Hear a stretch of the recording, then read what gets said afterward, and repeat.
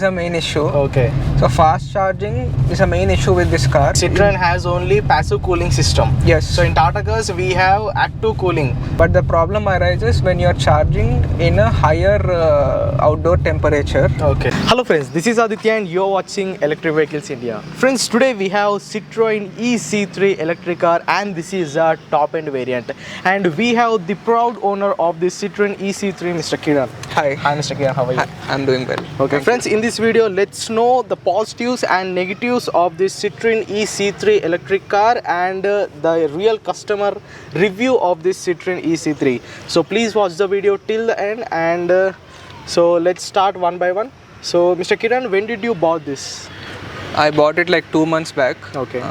It was the first week of its launch. Okay. And, commercially, then in the first week itself, I was like the 4th or 5th Customer here in Hyderabad. Okay. And I have driven more than 6,000 kilometers till now. Okay, within 2 months you rode 6,000 kilometers. Yes. That means you understood everything about this electric car. Yeah, I have been to multiple road trips with this, and also in city I have my work demands me to travel a lot inside the city and outside also. So yeah, 6,000 kilometers in 2 months. Okay, that means by the end of the video we could able to get the answer like if we can do our long trips on an electric car or not. Okay, yeah, especially this particular car, a Citroen vehicle. Okay. Whether you can do long trips or not, will be definitely helping you. As it is a direct competitor for the Tata electric cars, so this video is going to be more engaging. It exactly sits between Tiago and Nexon Prime. Yeah. So for whoever are considering this will be very helpful. Yeah. Okay. So Mr. Kiran, here we have a heat in the Hyderabad. Yeah. So let's sit inside the car and while riding the car, let's discuss rest of the things. Sure. Chalo, let's go.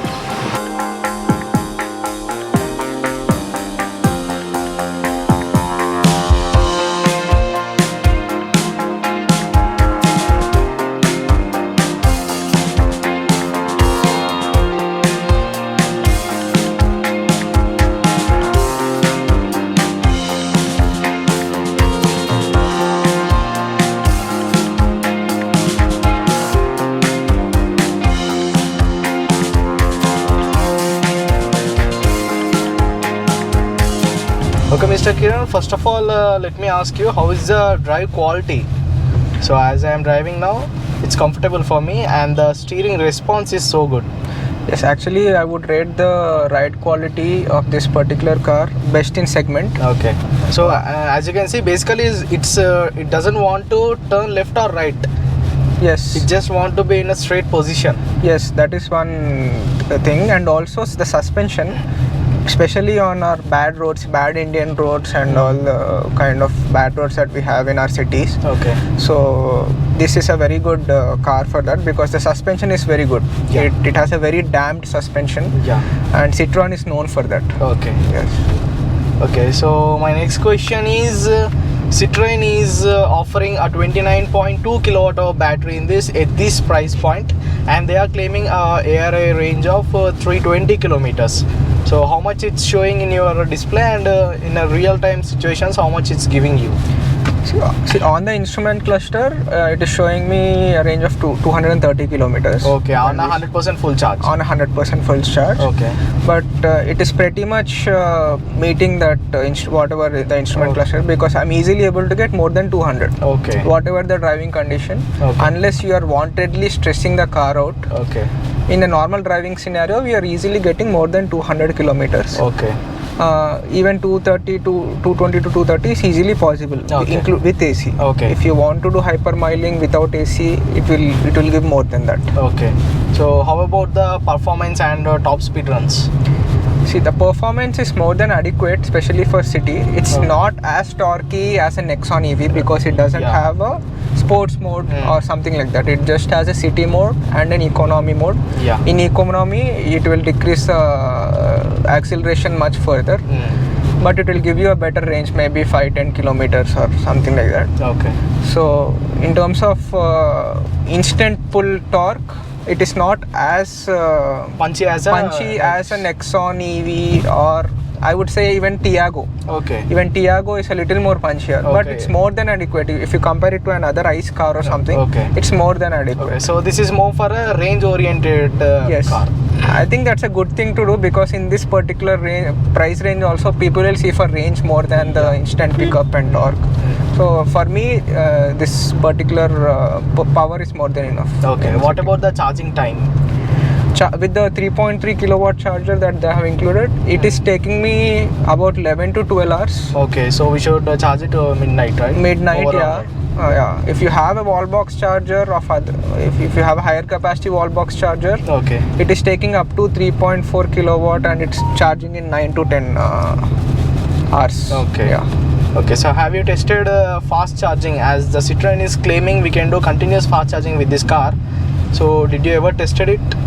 So coming to the main issue with this car. Okay, so that's the main issue. Yeah, that is a main issue. Okay. So fast charging is a main issue with this car. Okay. Because of its passively air-cooled battery. So yeah, this Citroen has only passive cooling system. Yes. So in Tata cars we have active cooling. That means active liquid cooled. Active liquid cooler. Liquid coolant will be used to cool down the battery there.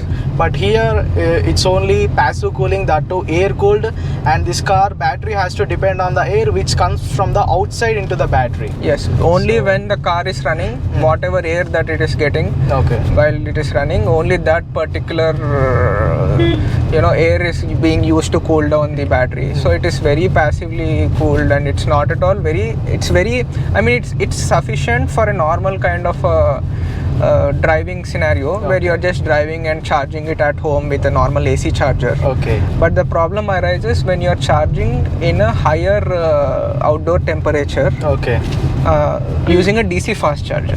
Because when you're using a DC fast charger, the battery is going to heat up a lot, because it is giving an output of 20 plus kilowatt hour for that battery, and obviously the batteries will tend to heat up. So at that particular time there is no cooling system that will stop the battery from heating. So what will happen while using that charger is, first initially it will start at a 20 kilowatt above charging speed. So which is very good.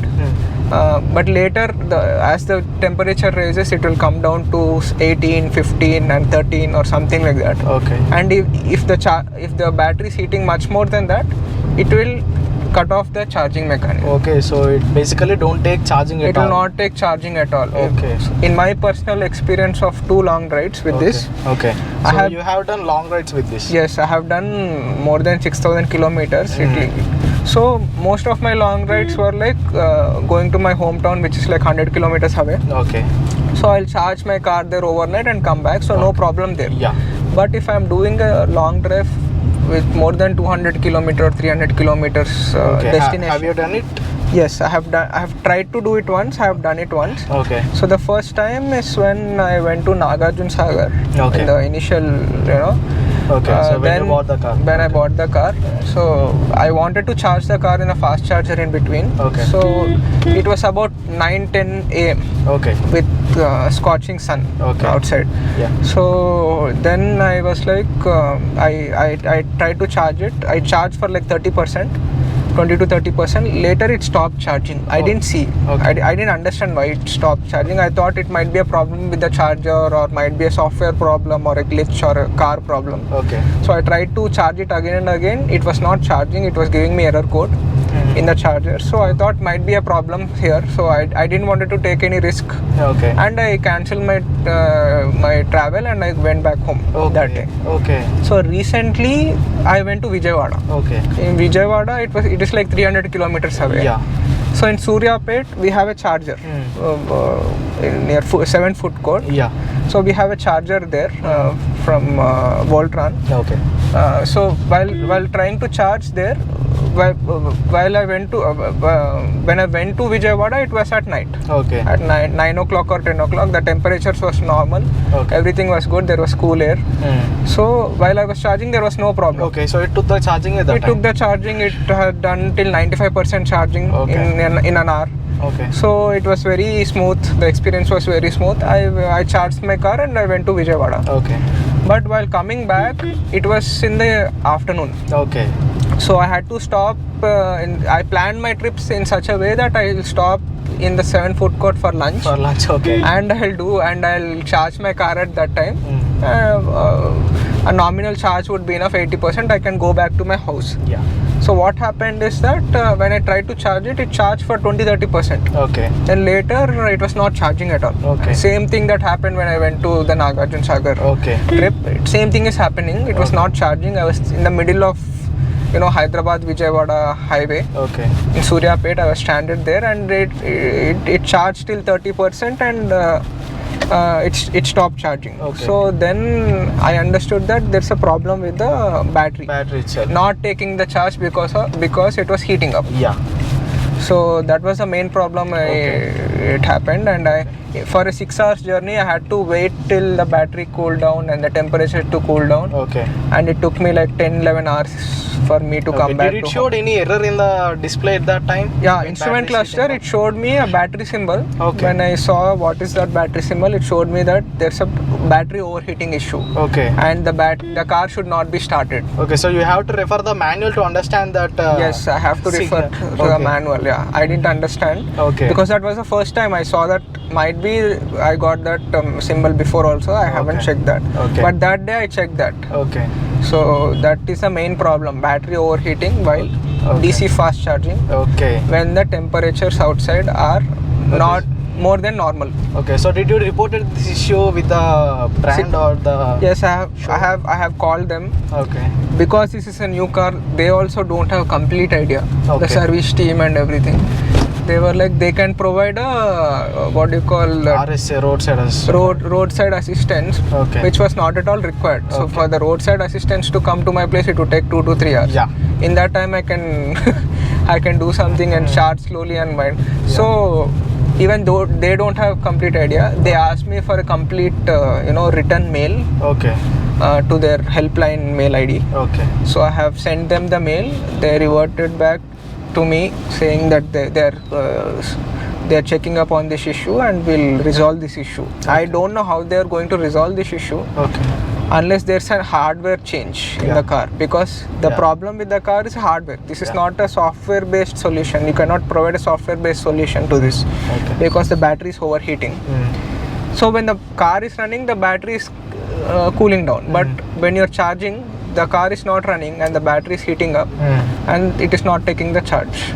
So this is the main problem with the Citroen EC3 vehicle. Okay, so is this the only problem you faced in this, or are there any these kind of problems? So in the beginning, when I purchased the car, in the first couple of weeks, I faced few problems, like car suddenly stops in the middle of nowhere for no reason. Okay. And it gives me error codes on the cluster. Okay. But later, after when I complained, they said, sir, they were like software related problems, and they asked me to come to their place, service center, to have a software update. Okay. After a couple of software updates, 95% of those issues has been resolved. Okay. Currently, I'm not having any issues like that. But the battery heating problem, I don't know how they are going to solve it through software or anything, but this is the main problem with the car. Okay. Okay, Mr. Kiran, I forgot to ask you about the performance of these headlights. How are they? So these headlights were not sufficient for my particular usage. Okay. I thought the luminosity is very less. Okay. So I personally changed the headlights to an LED ones. Okay. So in the first 1,000 kilometer service, the company people actually asked me to replace them and to put the stock lights back. Okay. But I argued with them. I said I didn't do any wire cutting or something. Okay. I just replaced the lamps. So for now, after replacing, it is sufficient. But in the beginning with the default lights, I thought the luminosity was not at all sufficient, especially for long rides and night journeys. Okay. So basically, for city driving conditions, it's okay. Yeah. Okay. So what about these mirrors? So these mirrors are actually neither motorized or not automatic foldable. So these are just basic manually adjustable mirror. Yeah.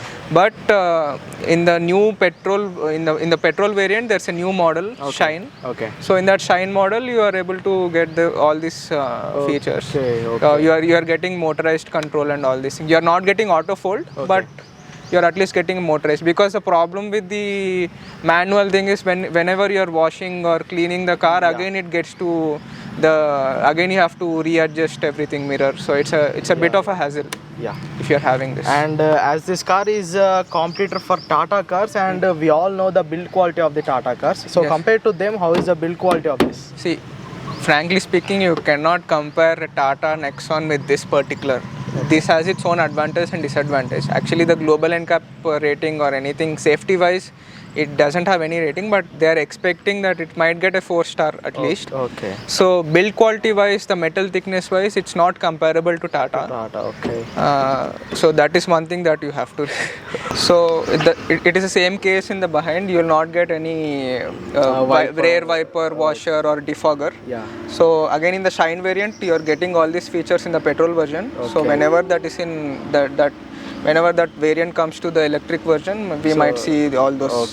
So when it comes to boot space, it's having approximately 400-450 liters, I guess. So it's more than sufficient. Even the boot is shaped in such a way that you can place good amount of luggage. But the main advantage compared to Tiago in this particular vehicle is that you're having a spare wheel. So the battery in Tiago, you have a battery in the place of a spare wheel. So here you're having a spare wheel. So that is one big advantage that you're having. And boot space is more than adequate for this size of a vehicle. Okay, Mr. Kiran, at last we came to know the positives and negatives of this Citroen EC3 electric car. So at last, how much would you like to rate this electric car out of 10? I would rate a solid 7.5, not more, not less than that. Because mainly, as we discussed before, it has a major issue that needs to be rectified. If that can be rectified, let's hope in future Citroen finds this which problem. is a DC fast charging problem. So as a city commuter, I would definitely give it a solid 8 or 8.5 because mechanically the car is very good. The suspension, the ride quality, the infotainment system, speakers, boot capacity, everything is very good in terms of this price, because it sits exactly between Nexon and Tiago. So at this particular price, it is very good. Even though some might argue it is not, but actually it is very good. But if you are considering this as a vehicle which is used for long tours and travels and long commute, then I would not recommend this. I would give, so overall as a complete car, I would give it a 7.5. Okay, so finally we got to answer that with the help of the Citroen EC3, we can't do long trips, right? For now, yes. As of now. As of now. Okay, done. Thank you, Mr. Kiran. Thank you for sharing your valuable experience of the Citroen EC3. So friends, this is all about the Citroen EC3 electric cars customer review. So what's your rating on this Citroen EC3 out of 10? Please let us know in the comment section. And if you found the video helpful, please hit the like button and don't forget to subscribe Electric Vehicles India. Go green, go electric.